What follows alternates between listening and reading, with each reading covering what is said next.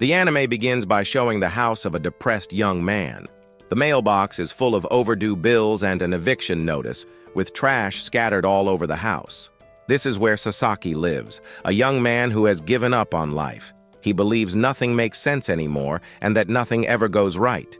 So, he puts a rope around his neck, jumps, but the rope snaps and he falls to the ground. At rock bottom, he notices a hospital letter on the floor and remembers an appointment. He arrives at the hospital and speaks with the doctor, who tells him that he only has 2 years left to live. As he leaves, he laments that it's not even less, thinking his life is terrible, but that he could endure 2 more years in this miserable existence. Sasaki then goes to a betting house. While he's playing, a stranger taps him on the shoulder. It's not just 1, but 3 loan sharks. They are there to collect his debts. Before they step outside to talk, they realize Sasaki has just hit the jackpot. But Sasaki isn't stupid. He bolts out the door before they can take his winnings, and the loan sharks immediately chase after him. Sasaki reaches a bench in a park and takes a moment to rest. He laments that this isn't a real life, that he should be among the elite, but in reality, his life is anything but elite. Instead of decreasing, his debts just keep growing, making it impossible to pay them off. Then, an idea strikes him. Since he only has 2 years left to live, there's no point in paying back the money he borrowed. In fact, he might as well borrow even more, since he won't live long enough to repay it. Just then, the loan sharks catch up with him, demanding the money he owes. But their boss collapses to the ground, exhausted from chasing him. Seizing the opportunity, Sasaki escapes once again. During the chase, Sasaki slips and falls off a bridge. As he struggles in the water, the current is too strong, and he can't save himself. Nearly lifeless, he thinks this is truly the end, that he really is a loser. In the background, we see a fishing net approaching, but before he can react, Sasaki passes out. When he wakes up, he sees several people celebrating the fact that he is alive. Sasaki looks at his hands, realizing he is still breathing, and asks who these people are. There, we see Takaki and Hana, 2 fishermen who saved Sasaki's life. They introduce themselves, and Takaki says that he mistook Sasaki for a fish, but when he pulled him in, he realized it was a person.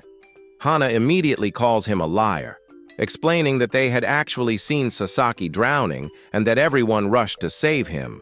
Sasaki then notices that he is wearing a life jacket.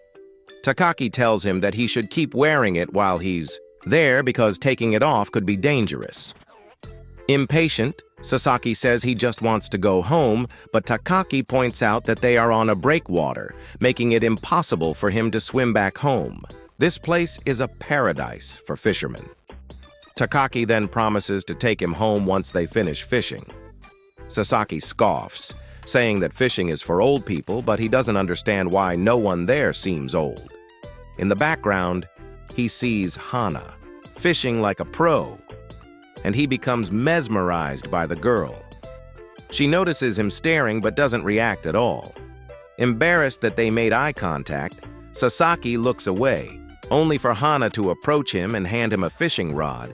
She tells him that this is the perfect time to fish and that he should try since he's doing nothing anyway. Sasaki plays it cool and refuses, but Hana insists, promising that fishing could change and even save his life.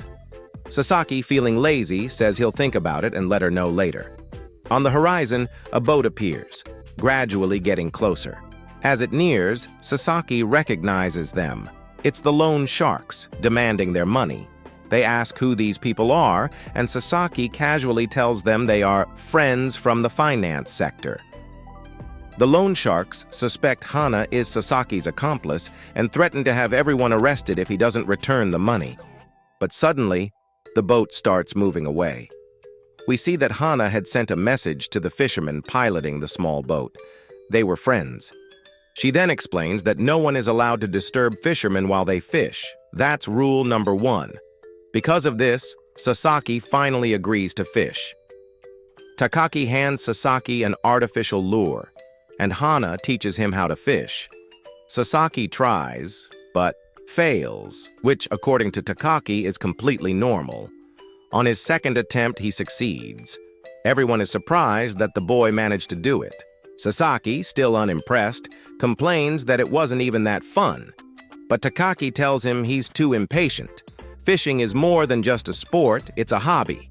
Everyone there has a life outside of fishing, but they always take time to come together and fish. No matter the weather or circumstances, they fish every day. As Sasaki reflects on Takaki's words, he suddenly catches a fish, but he has no idea what to do next. Everyone starts cheering, telling him he's lucky because he managed to catch a big mackerel. Sasaki then realizes that this might actually be a little fun. Sasaki starts reflecting on his life and sees himself as similar to the bait he is using. While fishing, he realizes that the bait has to be constantly reeled in, as if it were trying to escape. He relates to this. Just like the bait, he is also running away from life. The bait, like a hooked fish, struggles to escape and survive. As Sasaki gets lost in these thoughts, he keeps reeling in the line, when suddenly he feels a strong pull. A huge fish has taken the bait. Everyone around him notices and shouts for him to hold the rod firmly. The fish starts leaping out of the water, revealing itself to be a giant sea bass. The battle between Sasaki and the fish intensifies. He panics, trying to pull with all his strength, but in the end, the fish breaks free. Hana, watching the scene, comments that Sasaki is lucky because catching a sea bass that size is rare. Before he can respond, several fish start jumping around them. The school has arrived. Everyone quickly resumes fishing, catching fish of all sizes and taking advantage of the moment. Time passes, and as the sun begins to rise on the horizon, they decide to wrap up. On the small boat heading back, Takaki teases Sasaki, saying that he lost the biggest sea bass of the day, and that not even Hana managed to catch one that big. Hana, without hesitation, fires back. Maybe I didn't catch a big one, but at least I caught something. Unlike Takaki, who didn't even catch a cold. Everyone laughs, and the boat finally docks. They say their goodbyes and go about their daily routines. Takaki mentions that they all work together at the Everymart store, and that if Sasaki is interested, he could work there too. If you need a job, we always have room for one more, Takaki offers. With not many options, Sasaki accepts Takaki's ride. But when he arrives home, he is met with an unexpected and shocking sight. His house is gone. It has been demolished. Sasaki can't believe what he's seeing. His house was demolished due to non-payment, and he realizes that the area has been rezoned. Among the rubble in a corner, some of his belongings remain. Stunned, he stands there like a zombie while Takaki bursts into laughter. Sasaki remembers a day when some men came to his house, but he didn't answer the door because he thought they were debt collectors. Saying goodbye to Takaki, Sasaki claims. He'll stay at a friend's place but forgets to take his fish. He wanders through the city, aimless, until he spots a cat. He reaches out to pet it, but the cat scratches him. Suddenly, Takaki appears again and asks if Sasaki has found a place to stay and something to eat. When Sasaki says no, Takaki invites him inside. Inside Takaki's place, Sasaki notices various fishing equipment scattered around and feels uncomfortable staying at someone else's home. Takaki offers him a cup of warm milk, saying it will help him warm up since it's raining outside. Takaki then comments that it's unbelievable Sasaki didn't realize his life was falling apart to the point where his house was demolished. Sasaki admits he's quite depressed and rarely leaves home. Takaki also mentions that Sasaki won't even be eligible for eviction compensation, making his situation even more complicated. Sasaki shrugs, saying it doesn't matter because he has plans in mind. Takaki asks if he'll ask his parents for help, but Sasaki explains that they only pay for his college tuition and that he wants to handle his problems on his own. Takaki then offers him a job opportunity and promises to talk to the manager the next day. Without warning, he throws a pillow at Sasaki's face. The next day, they head to the Everymart store to meet the manager. Before that, Sasaki walks around the store, noticing all the fishing gear for sale.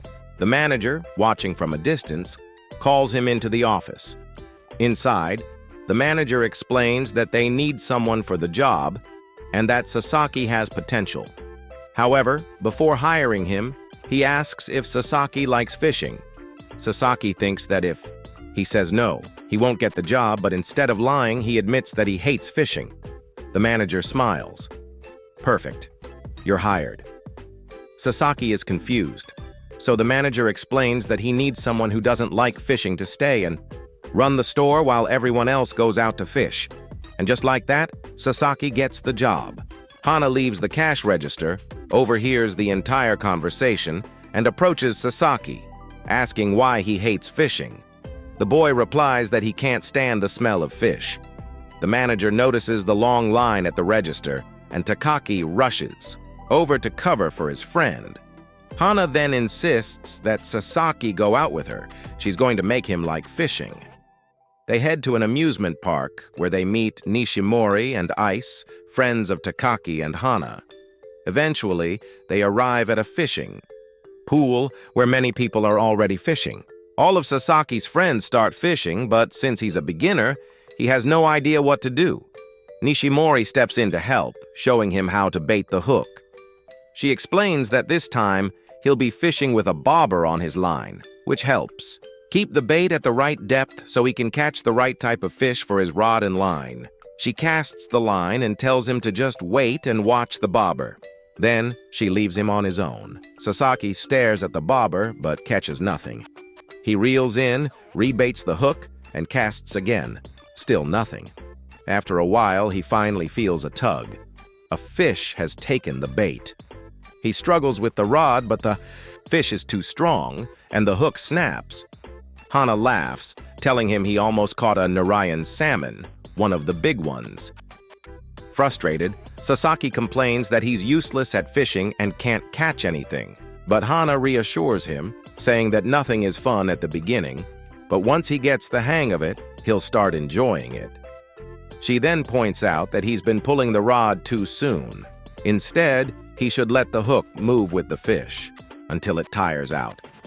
Following her instructions, Sasaki holds the rod steady and aims in the direction of the fish. He waits, then suddenly feels a bite. This time, he carefully pulls back, setting the hook properly. As the fish fights, he maintains his grip, keeping the rod pointed in the opposite direction of the fish's movements. With patience, he tires the fish out and finally reels it in. Afterward, Hana is determined to catch one as well. Suddenly, she gets a bite. Sasaki tries to help, placing his hands on her waist but quickly pulls back, embarrassed. She fights the fish, moving the rod from side to side until at last she manages to reel it in. Overjoyed, she lets out a victorious cheer. With their fish in hand, the group leaves the pool and stops to clean their catch. Sasaki admits he doesn't know how to clean fish. Hana teaches him, but he cringes at the sight, sound, and feel of it. Still, in the end, they grill the fish and eat it. To Sasaki's surprise, he enjoys the taste. Hana then asks him if he still hates fishing. He smiles and says no. Relieved, Hana nods. As the group heads back to the car, Sasaki suddenly spots some college friends. They approach him, asking why he hasn't been attending classes, if something happened, and if he knows those fishermen. Panicked and embarrassed, Sasaki clutches his stomach and mutters something about having a stomachache before running away.